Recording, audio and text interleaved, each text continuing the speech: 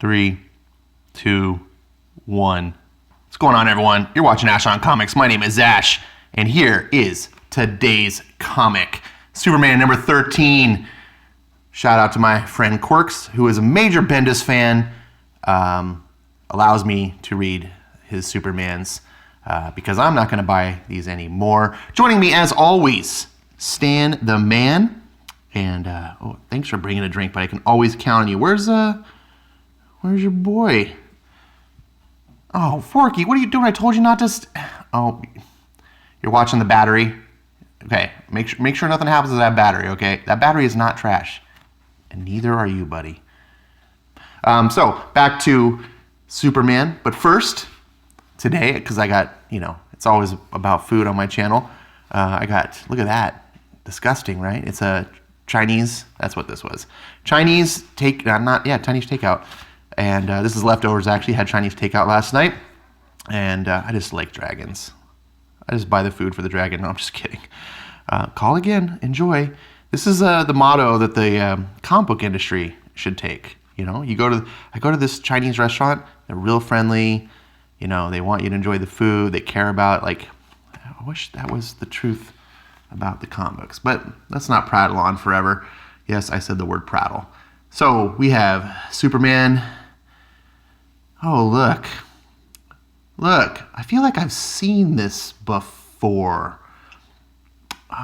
When was it? Oh, yeah, in the 90s when they did the Nightfall saga. I feel the Dark Knight used to protect Gotham City.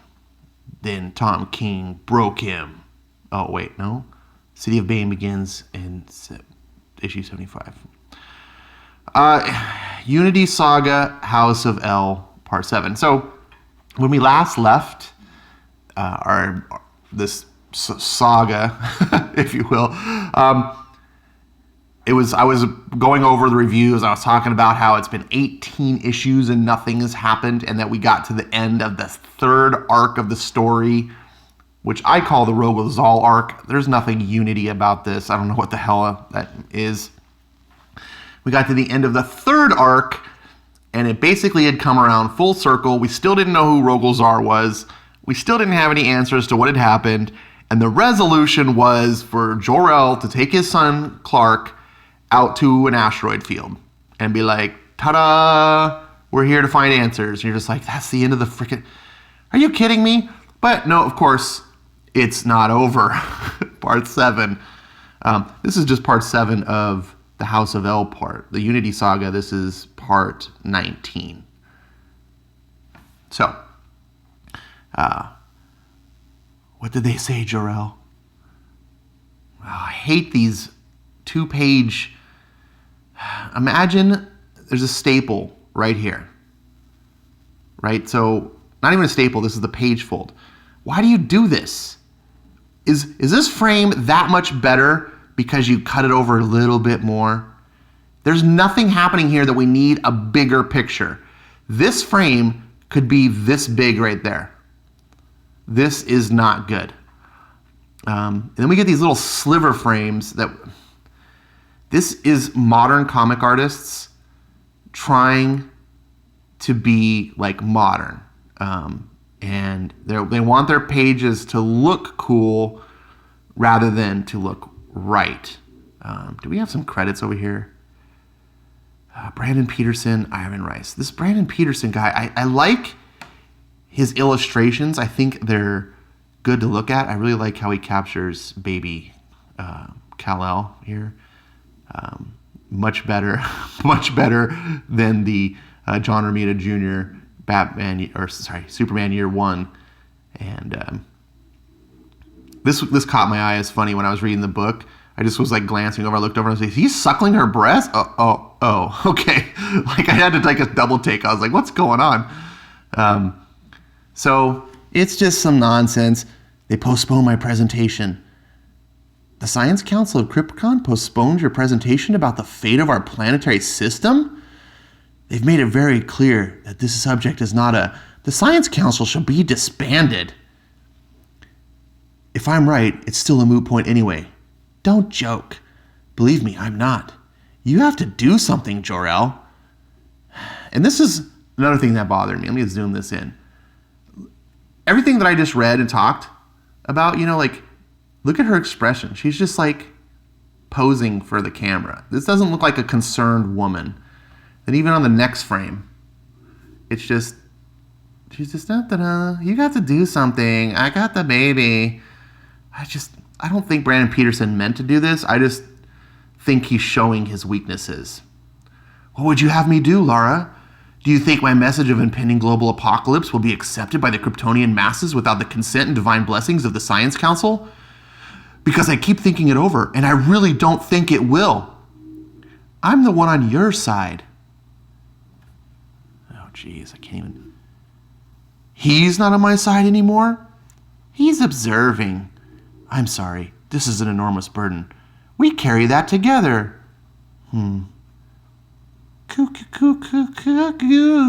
Gaga. Oh, cute son. Why does his hair keep doing that? I think it's cute. Do you keep twirling it with your finger? It does that on its own. It looks ridiculous. Your hair does the exact same thing. It does not. It's doing it right now. Jor-el, be reasonable. Oh, geez, what's going on here? All right, so we get the secret council. Is it a Kryptonian thing? A House of El thing? I'm really asking, Jor-el. Why can't you take no for an answer? Krypton is in crisis. I have had your sector's Green Lantern check your planet's core at the request and found nothing of concern. The Rand Science Council checked your Red Sun's measurements. I had my chief science officer leave his cousin's bar mitzvah to come check your solar system's radiation calibrations. Okay, time out. Aliens don't have bar mitzvahs. What is going on? Why do you... Bar mitzvah... Jews in space. If you've seen History of the World, part 1. Jews in space! Like, no offense to Jews or anything, but it's bad enough that they call it a solar system. You know the reason why the solar system is called the solar system? Because our sun is called Sol. That is the name of our star. It's not even, so we call Sol solar system. Krypton would have a name for its sun, whatever it's called, and that would be that system, presumably, or it would just be a star system, sun system, maybe. No one really calls things that. It's just solars, but I usually overlook that because every writer makes that mistake. Like we have listened, we have heard you. But you insist on discussing it as if we have not heard you, Jor-el. We heard you, and we agree with our own science council. Enough! This is the dialogue. The irregularities in my findings are according to the scientists within reasonable measure for a planet of concise and near consistency. Krypton is of no immediate concern. The people of Krypton need to know my findings to decide for themselves. I cannot reach out to the people without the blessings of our council, or I will be seen as a heretic. But if one of your science leaders, the higher in rank the better, takes to the Ingtage, offers public confirmation, he doesn't stop. Can I hang up now? Oh, facepalm. Oh. These are like the leaders, like the secret cabal that lead the galaxies. One of them is like representative of the Guardians who runs. He doesn't stop. Like they just talk like modern comic writers. They don't talk. This is not. Considering the storied history of this group, I would think that one of our concerns is all of our concerns. Oh? Your meaning, Doctor? We have all helped each other through problematic situations for the greater good, as is this. And it just goes on, because Bendis loves to look at this. Prattle on, prattle on, prattle on. Just like me, right? You're just like you, Ash. I'm just reading the book. So they make excuses to not address his concerns and go on. It takes 4 effing pages to go. Can we adjourn till tomorrow? Well, it seems like I have to. Bzz, turns off. And then his secret meeting hollow room thing with the Galactic Cabal is in his bathroom, which looks remarkably like an Earth human bathroom. Like, what the hell? It's got this. Oh, you can't make this shit up. Oh, Bendis can. And meanwhile, somewhere where we don't know because the author and editors didn't tell us. Ooh, some Star Wars stand speeder thing. Look at that. We need some cool Star Wars effects for that. You know they would have some awesome sounds. I can't even mimic them with my mouth. Jor-el?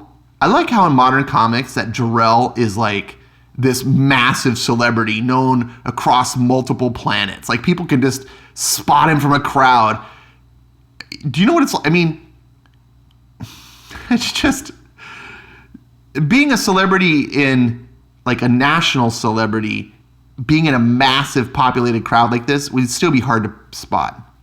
But to be like a celebrity among trillions of people, potentially, like, I don't know, I guess it's comics, right? Okay, gosh, okay, calm down. This is comics. It's just suspension of disbelief.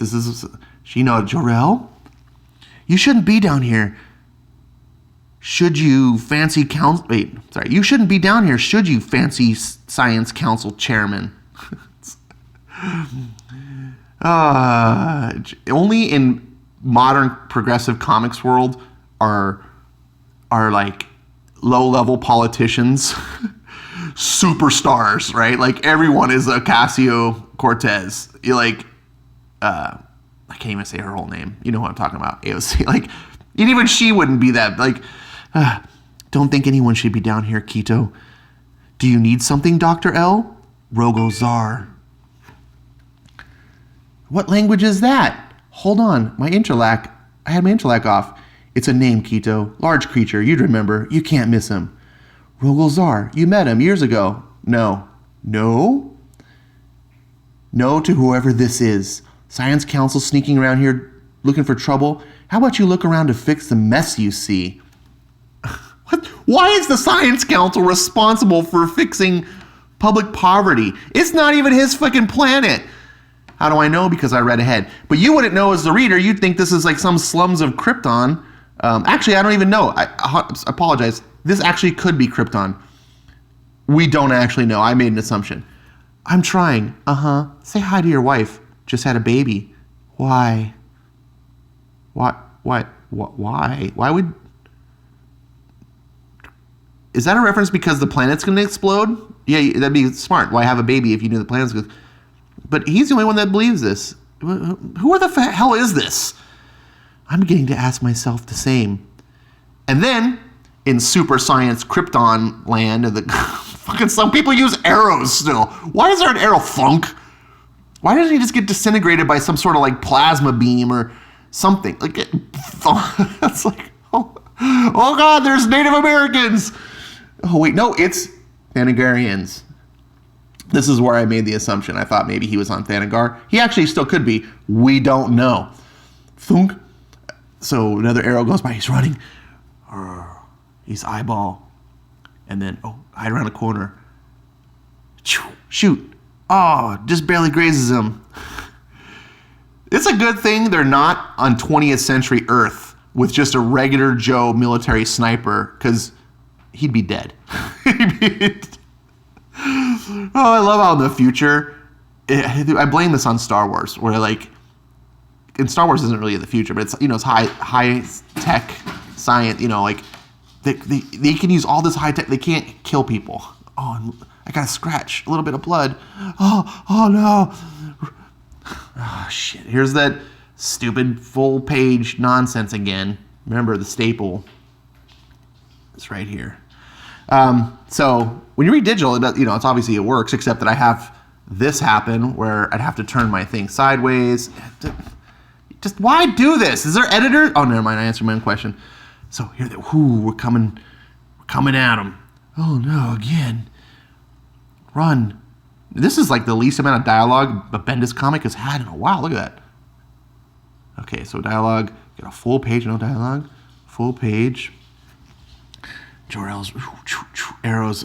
These guys must have been trained by the Empire. Can't hit shit. Running. Oh, swooping in. Now, these guys must be the most slowest. I just said most slowest. They must be the slowest flyers. He's on foot running, but what can humans run, like 12 miles an hour? These guys, like albatrosses sailing in, running up the stairs. They're like pointing up. Oh, yeah, that's a good idea. We got wings. I forgot. Fly up. Oh, look around. And then out of nowhere, pow! A scientist.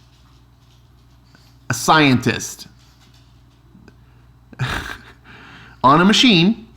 Presumably this machine makes noise, I would imagine, but maybe not. Maybe it's completely silent. Knocks these not trained very well, mercenaries, assassins. We don't even know who they are.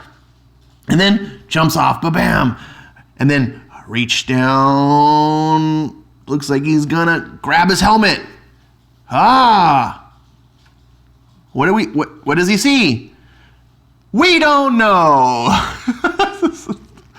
I don't know what just happened. Bendis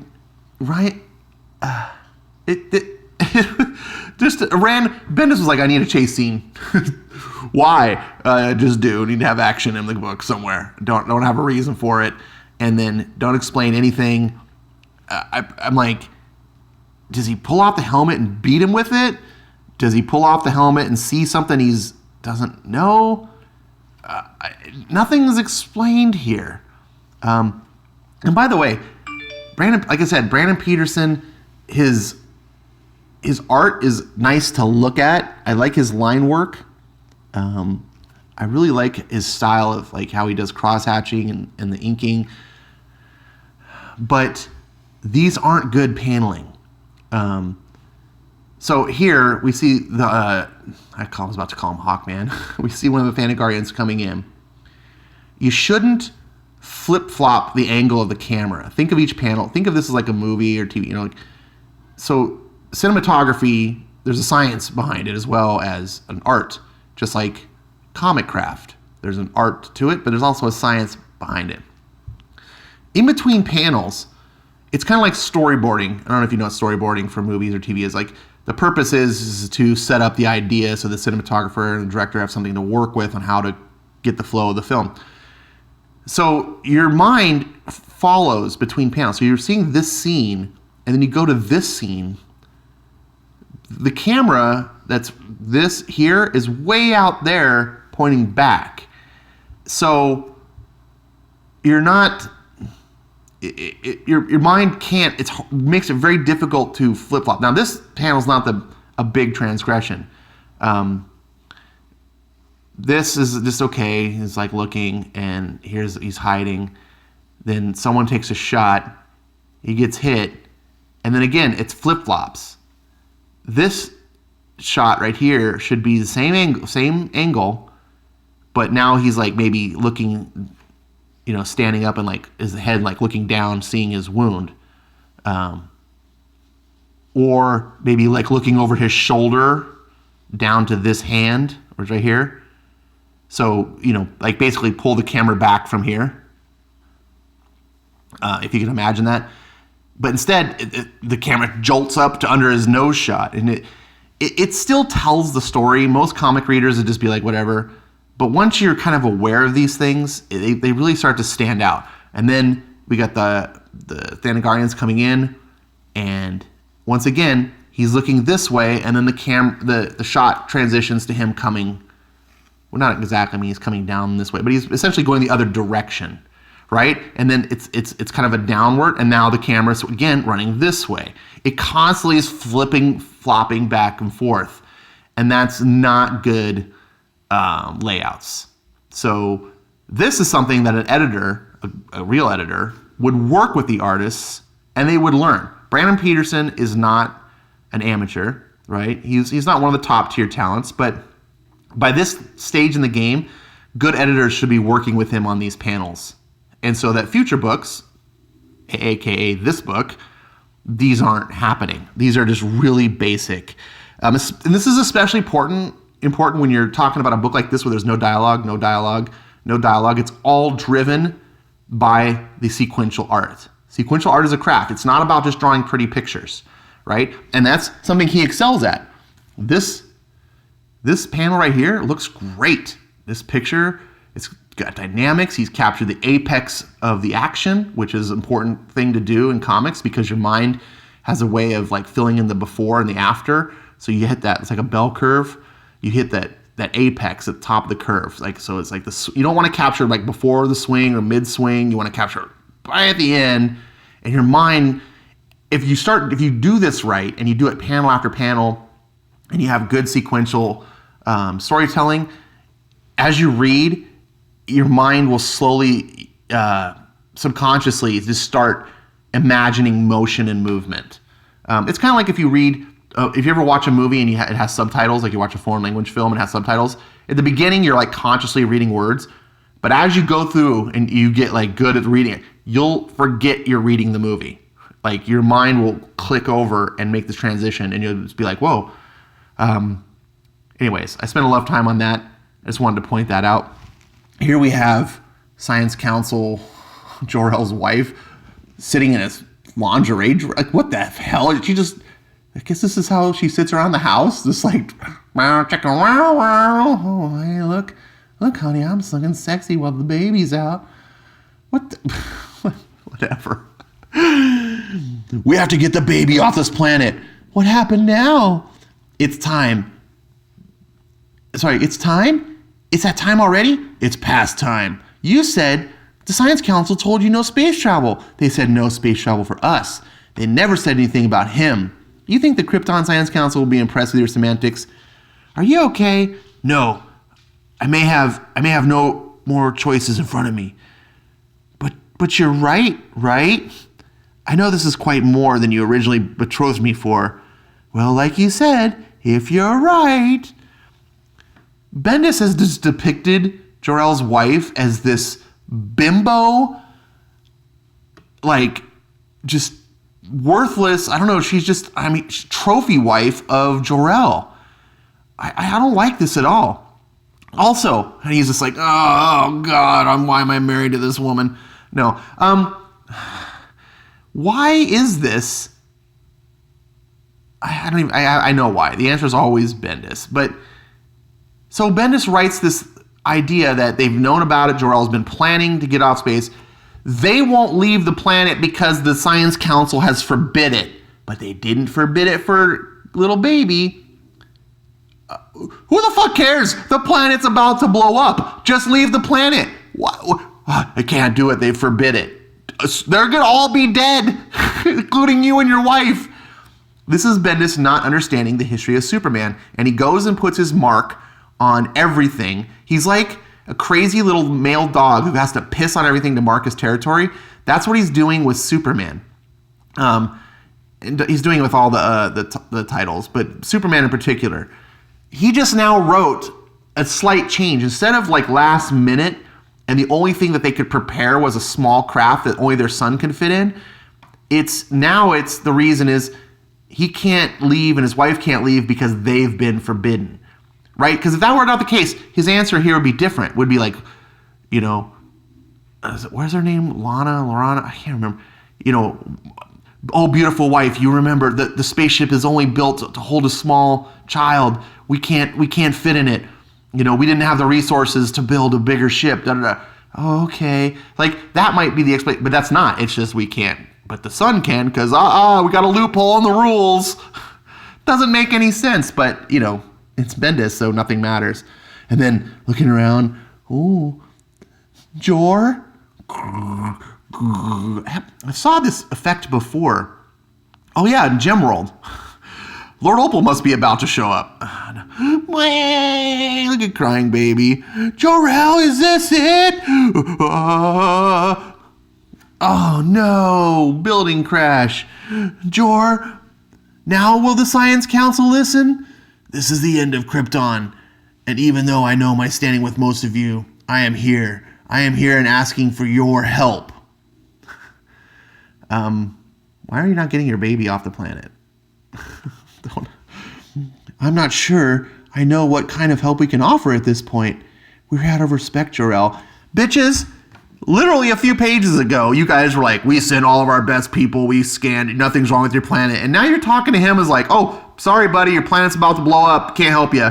Like, this is the worst galactic count. This makes our freaking Congress look like, you know, super adept master politics. Like, they just, not even in this face can they admit that this is actually like our Congress. Like, even in the face of utter failure and ineptitude, they can't admit they're wrong. The galaxy needs to make room for Kryptonian refugees. I can make room for you and your immediate family in our outpost embassy program, but we can't take an entire planetary system on what's still, I'm sorry, Jor-el, a hunch. Still, oh God, it is just like our politicians. It's, dude, hunch, look. My people, our culture, all of it will be erased. I'm excited for you to be wrong about this, Jor-el. We all just pray you are. Oh, for fuck. Oh, Jesus. This is what happens when you elect progressives into the office. Long live Krypton. So, meanwhile, on the Millennium Falcon, the Jor-el super ship, see, look, if he had more time, he could have built a massive spaceship to house his family and traverse the stars. He didn't even need to send his son to Earth. All these leaders of the galaxy knew Krypton was going to die, either by its own design or because of your old mercenary Rogol-Zar, and did nothing. Now, that's not a question. It's a statement. Nothing, and now they're trying to. I get caught up too fast. And now they're trying to kill you to cover up the decades-old conspiracy. Empty planetoids in the outskirts of the Gandelo Quadrant could have placed a fourth of our species. That is all it would have taken to save us. New Krypton. You were part of a secret cabal of galactic leaders who ruled from behind the scenes? Don't. What did you think was going to happen, Father? Uh-oh, here comes social justice beta male Superman. You have a Justice League, no difference. We don't meet in secret. We met in private, not secret, to decide life or death. Do you have your meetings in a park? Oh, how is it that Bendis is able to take the villains and make them into the heroes? First Zod, now Mr. Oz. Superman, he's turned Superman into he's not really a bad guy here, but he's sort of the nemesis to the guys who want to do the right thing. Zod is trying to kill Rogol-Zar. This guy's trying to hold the Galactic Council responsible, and Superman's just pointing a finger, blame, blame, blame. If you wouldn't have elected Orange Man, this wouldn't have happened. It's like, what the fucking shut up, son. This happened, okay? Like, worlds were destroyed under your secret watch, and now years later on the brink of galactic war, you're trying to kill each other. No matter what the secret of its destruction, you survived Krypton, whereas billions, including my mother, did not. And you're still trying to sell me that you're the good guy in this? He is the good guy in this. Like, you're the guy who sits around and does nothing in your own book. It's now 19 issues later. What have you done? What have you done? You brought us here to the remnants of Krypton. Why? Because this is where we, all of us, will find the truth once and for all. Meanwhile, at Lois's secret hotel suite in Chicago, where she lives without her husband and secretly meets with arch-villain Lex Luthor. Tech, tech, tech, tech, tech, tech, tech. Yeah. I'm fighting the conservatives. Orange Man bad. Tech, tech. Oh, take that, Trump. Tech, tech, tech, tech. Ash, why are you saying? If you read Lois Lane #1, you know exactly what I'm talking about. Oh, look, it's a Doombot thing shows up. Shh. Oh. Hello, Lois Lane. No to whatever this is, Luthor. I have a present. Oh, I thought you were here for a favor. A present? Doubly no. Okay, that's kind of witty and funny. I don't want anything to do with your present. Okay, well, whatever. And then, of course, she opens it anyway, and it's like, oh, Next issue, the shocking conclusion. Oh, for fuck's sake, it's not over. Last issue, remember it left us hanging, like we're going to go get answers. And you're like, oh, okay. So I thought maybe this issue there would be answers. And they'd get into space, because they showed up to the asteroid field. And here we are a whole issue later and still nothing. We got a little bit of a backstory. We all knew about Krypton, except Bendis changed it to where now it doesn't make sense. It created more questions than answers. And then we get this tie-in to the Year of the Villain, which I'm okay with. You got to do that. Luthor's making the offer. Now, here's the thing about the tie-in. The whole deal is Luthor's making offers to Superman's greatest villains. Sorry, not Superman. The DC heroes' greatest villains. And then he's completely divested himself of all of his, everything he owns, all of his power, everything. And he's using it to basically equip all of the arch nemesis of all the different DC heroes with the thing that they need to defeat their adversary. So in Superman, you would think, well, he's kind of Superman's arch villain, so maybe he would equip Superman's second biggest villain so that Superman could be destroyed. But no, he makes the offer to Lois. So the Year of the Villain for Superman is Lois. Fucking fantastic, Bendis. It's so fantastic. This is... Oh, God. Stan, what have they done with Superman? I know, don't blame you. But man, remember the Distinguished competition used to be distinguished? Alright guys, thanks so much for watching. This was a long video, I know. I didn't mean it to be. I got some Chinese food that's just sitting here getting cold. This is the Superman you should probably read, by the way. Batman, Superman, Joshua Williamson, author of Flash and Birthright. I'm going to go before my recording stops. Thanks for watching. Come again soon. Call again. Enjoy.